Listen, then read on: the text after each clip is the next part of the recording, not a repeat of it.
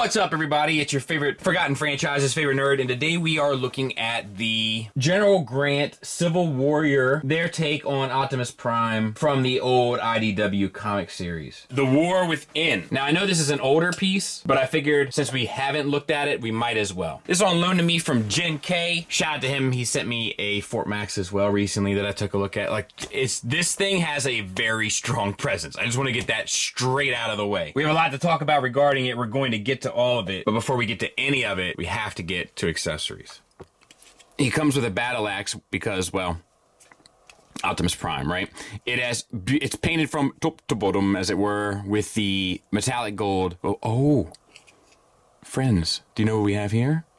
Silver and gold, along with a metallic black, and it all looks stunning. With the hand flipped in, you can take your axe and plug it in using the two tabs into the forearm, kind of standard fare. He also comes with I am going to blow your head clean off gun. It's huge with the silver painted here, but the black here is just casted plastic, which is fine. It also has a light up feature. You can press this here once you put the batteries in, which I don't have, which is fine that it's just a cast plastic. The only problem with it is that compared to this metallic black, it does look a bit less than. If the axe wasn't painted as beautifully, this would feel fine. Because the axe is painted so beautifully, this feels a bit less than. He'll hold that just fine with a tab that goes into the palm in kind of typical Masterpiece style. He also comes with a bag of screw covers and such. I won't be opening them and using them, but the good news is if you're concerned about some of the aesthetics, you can. And we have the vehicle mode. It is gorgeous. The silver looks beautiful. The red paint around the tires looks beautiful. The silver on the hubcaps looks great. The metallic reds, the metallic blues here for the windshield instead of a translucent plastic. It looks so much better than what we're used to kind of getting. The metallic yellow here. I hope this becomes the precedent. Like, it's just taking somebody to take a chance on it. And I'm not sure that it's, I'm not saying that it's the only one that's ever been done. It's just the first one that springs to my mind, so to speak. So I hope other companies take note and follow through with this. The sculpt work is great. The exhaust, like, it just looks amazing. Rolls like a champ. Back of it looks good. The trailer looks clean and purposeful. I don't really have anything bad to say about this. It's stunning. And look who I found. Tiger Tracks. So there it is next to Tiger Tracks. It's huge. I'll probably get the MP10 out just to show you as well, just in case you're like a Prime collector and consider doing both. Stand by one. So, I mean, it's pretty comparable. If I put this against the back and this against the back, it ends up being maybe a half inch, 3/4, maybe an inch short. So yeah, I mean, it's impressive, man. The only thing it can't do is you can't turn the cab. It's because of the way it connects, whereas this obviously you can. But like, if you had a display where it could suit, you had these to suit your needs, like, it would look great. We'll get them transformed. The first step of the transformation process is actually removing these two tabs here and here from right there. They're like, they reach around, so to speak, and grab on. But it does require you to put some tension on it. They've already been disconnected, so I'm not going to put any tension on anybody else's figure to do them. Once you have that done, then you can just remove these two tabs from these two slots there, or pegs rather, and then you have the trailer separate from the vehicle. And the vehicle in and of itself is pretty cool and definitely more kind of in line with the traditional view of the character. And I'll say that, like, this red paint around the wheels looks really good to me. It's a shame they didn't do it on the trailer wheels, but it's not the biggest deal in the world to me. Other than that, yeah, I think this looks amazing in and of itself. I'm not sure that they needed it. But yeah, you have the option to have either or depending on your sensibilities, I suppose. So legs will get done first. They're pretty easy. Remove the forearms from these blue pieces here. And then flatten the feet and heels. Separate them. and extend them down and push the kneecap up. And you're done. Take your arms, fold them back around on themselves on both sides. And it's tight, God, by golly. And they'll tab in a bit. And then open this up, which will allow you, I think these come all the way around. Fold that little flap in to bend that piece in half and then spin it 180. Then grab the canopy or can of peas, bring it around to the back and double hinge it down. And you want to flip this head up. And it's giving me grief. There. And once it's up, you can slide it forward or back. It's probably, I think, best to have it back. Oh, I may have just done that. Sliding that head up and broken antenna. That's a bummer. I'm not sure if I did or not. I have to go back and watch the footage. But I'd say it's quite possible. So that sucks. That puts a foul taste in my mouth, so to speak. All right, well, the show must go on. So rotate your shoulder pads out to the side. Rotate your bicep swivel 180 degrees. Open up a flap here and spin. God, now I'm triggered. I'm gun shy. You know what I mean? We'll see. You want to. There we go. Looks like I can get this one. Bring the hand out. Close that. And that's it. I'll clean it up and take a look at it, and I'll do this one on my own. All right, so let's talk about the figure. The head is kind of difficult to see because of this bit here, but we'll zoom in a bit on it. It's a decent enough head sculpt, minus the broken ear, and those ears do move, but like I'm scared to death.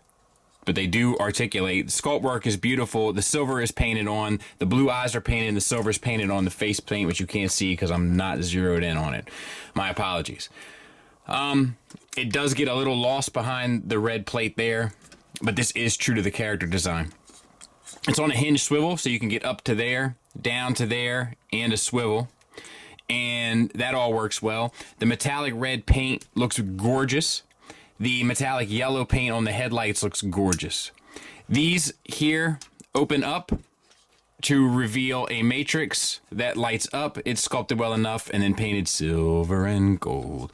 And then there's a button underneath that you can press, and it will light up if you have batteries in it. The batteries are installed by pulling this piece off. Batteries go in, and then put this piece back on. All right, we'll close that up. Let's see. Silver looks good around the roll bar there, or whatever it is. And the wheels still move. And you also get an upper body swivel as a result of it, which I actually appreciate, and a little bit of a reverse ab crunch. It's kind of a cheat, but it should work for a photo. Now, you also get a waist swivel, proper, and you also get silver paint down in here in the same metallic red, along with a pretty substantial ab crunch. No issues whatsoever. All right, for the shoulders, you have a soft ratchet universal out to the side, no problem whatsoever. You have a hard ratchet forward, but it doesn't hold all that well, and even with the weight of his gun in, sometimes it'll move on you. Metallic yellow, red, and silver looks great. Blue plastic. Bicep swivel, double jointed elbow for the full range. No issues there. The cannons here are die cast. We'll back out a little bit now. The cannons here are die cast. They're painted silver. The forearms are painted silver. The wrists have a swivel. The thumb is on a ball peg that comes to a hinge. And then the finger itself, the thumb is on an additional hinge there, like a secondary hinge, and then a tertiary hinge. I'll tell you, it's too much.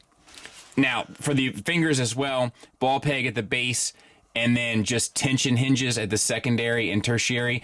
And once again, the fingers, they look a little long to me, proportionately. It doesn't help because it makes the arm kind of look too long also.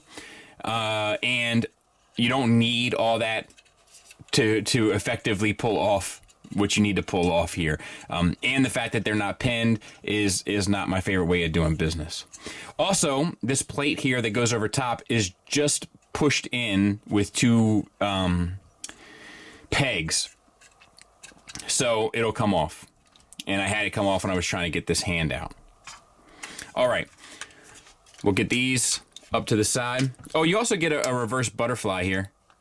You know, just from the way it tabs in. So that's nice. All right. Hip skirts. They get up. And your front ones are on ball pegs. They'll get up. And actually, your rear ones too, more than likely. They'll get up. So, using all of that, ratcheted universals for hips get you almost the full Van Damme. Oh, I should have done the other way. It does get you the full Monty. They're ratcheted both ways, so no issues there. All right. Then we have a thigh swivel. I like the universal cover-up pieces with the silver paint on them. That looks nice. Thighs are painted silver and blue. Double jointed knee. Get you the full run. No issues there. I like the little extra details on the thighs. The lower legs, tons of detail on them as well. We have the silver and red, the silver and gold, as well as the same details that come through in truck mode on the side, and then all these inner lining pieces that are painted silver with a couple little gold accents. So that's all pretty beautiful. You get a ankle rocker. You get an ankle tilt, I thought. No, you do get a toe tilt down and up, so that kind of covers for it, but not fully. And there he is from the back, so pretty clean, and those extra details are painted on and didn't need to be. So pretty nice. Size comparison wise, there he is with the Magic Square, so pretty much right on target for an MP scaled Prime, you know, so good to go. So now let's work on the trailer. Once again, you got to detach this piece here at the front from this piece. A lot of times they'll be connected a little bit deeper here on the side, and that takes a little bit of work to untab. It's not done as it is, so I'm not going to do it, especially with the luck I'm having so far. And you have to untab it from the bottom. And like I'm usually with this stuff I would just push, but because I'm having such issues with it, it's stressing me out a taste. There. So there that is. Once this is separate, you can then split them again and open these up.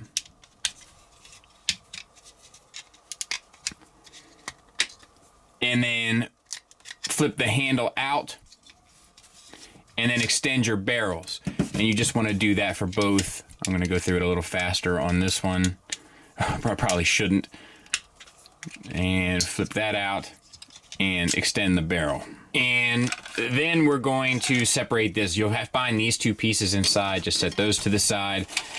And so it's this section and this section.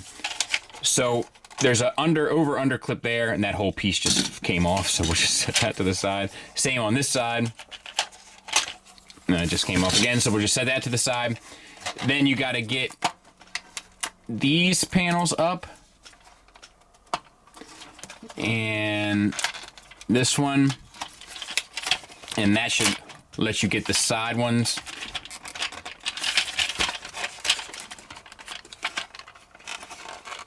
Out. And then you have these two pieces separate. All right, so split this. And let's see here. So this panel comes out. This folds in.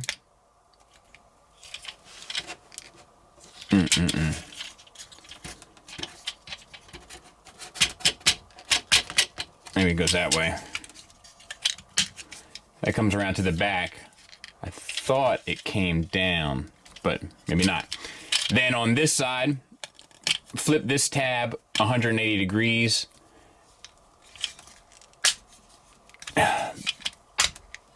Bring that down. Flip this flap up. Flip your wheels in. And then separate the toes so that it fills in the space. So we'll just go ahead and do that times 2. And let's see. Once again, I thought this came back, but I guess not. This comes down, flips to the back, flip your tab around 180. Down, up, in, out. And then for this piece, let me see if I can do this all in one go. So this splits, and this collapses, and this, God bless, collapses. So same here, they fold up. And then these wings here slide out. Same on this side. Then these pieces come up and these tabs come out. I'm gonna get a spudger. Or maybe it flipped down. Yeah, that's my problem. All right. And then these fold in. And then they fold out. And then additional wing on the back here. That comes up and over. This comes up and over. And then you take your other pieces and fill them in. And let's see if, I think you can, yeah, they only go on, like they're not interchangeable. Now these are supposed to be tabbed in trailer mode, but if they're anything like the one that I'm looking at, they just came loose and they were actually rattling around inside. The other thing is these are not supposed to come off, right? So they are here. They're like this, and you just fold them to the inside, and you're gonna wanna do that on both sides. And I think that's it. Then take your prime and disconnect these two sections.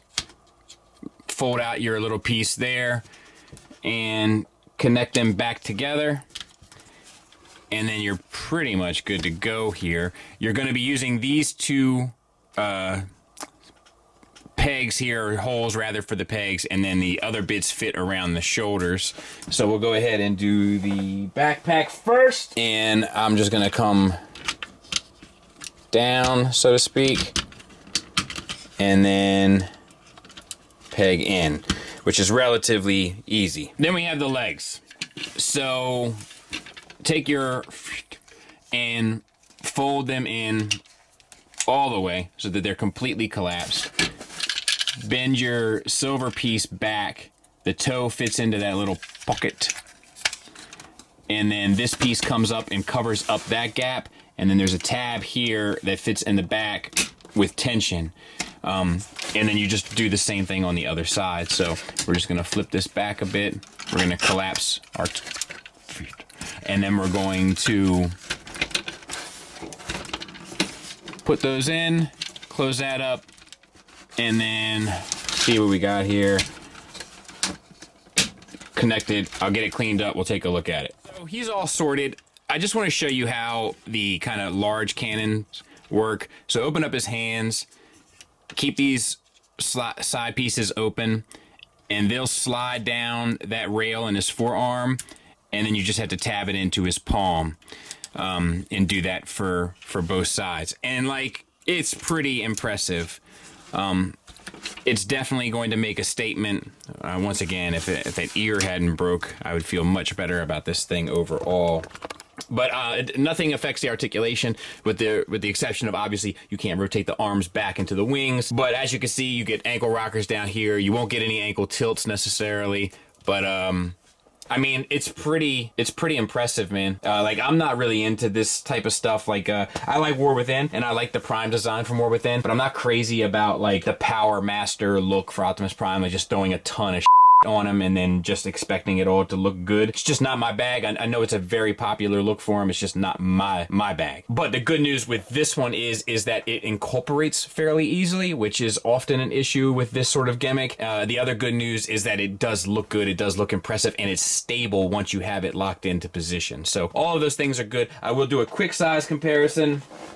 Once again, with the Magic Square, I mean, we're looking at a far bigger Prime, far more of a statement piece. It's going to have an impact. Final thoughts wise, we'll start with the negatives. I mean, the biggest one is that the head is hard to get out, and in trying to get the head out, I broke an ear. They should have fixed one or the other. Maybe metal ears. They have metal pieces on this. Maybe metal ears, or easier to get out head, but one or the other. There's kind of tolerance and clearance issues throughout. Those flaps, for instance, on the upgrade set that plug into his back that I was like, I thought these folded down. They actually do. I just can't get them to, at least according to the instructions they do. Getting the hands to fold out. While we're on the topic of the hands, portions can be an issue due to how lanky these fingers are. To be fair, there's a little bit of paint chipping, but it's minimal and it doesn't really detract from the look of it a whole lot. It's also kind of worth it for how good the paint job on this mostly looks. My only other criticism is I wish that the upper body stuck together a bit more because he does flop a little bit as you go to pose. And speaking of flop, the ratchets in the shoulders moving the arms forward and backward should have been stronger as well. Positives wise, there's plenty to talk about as well. It's painted and sculpted beautifully. The materials, for the most part, feel great, and even under most of the stress that you had to put on this thing to get it transformed to and fro, 99.9% of it held up just fine. And that includes having to pull and pry pieces away from one another to open them up. Problem is that 0.01%, and I gotta talk to this dude right after I finish talking about this figure. So let me continue. It's well articulated. It gets you pretty much everything that you would want, and even one of the negatives, which was the top and bottom don't quite tab together, allows you for even more articulation. So it is a give and take situation in regard to that. The transformation is pretty easy and straightforward, with the exception of the tolerances. The upgrade set goes together flawlessly. It integrates extremely well, which isn't always the case. All of the accessories make sense. I wish there was a way to store them in alt mode, but aside from that, they make sense. They didn't overdo it, but it's just enough. It comes with light up gimmicks, but the eyes aren't dead. Not that the eyes light up, but still, just mentioning it. Die-cast pieces, like, it's really good. You just have to be more careful with it than the material suggests that you have to be. Don't take it for granted, because I did, and now I had to make an awkward phone call, which always sucks. But I can recommend it. Just put your kid gloves on, because it is beautiful and it will make a statement. Thanks for listening. Thanks for watching. Until next time, take care.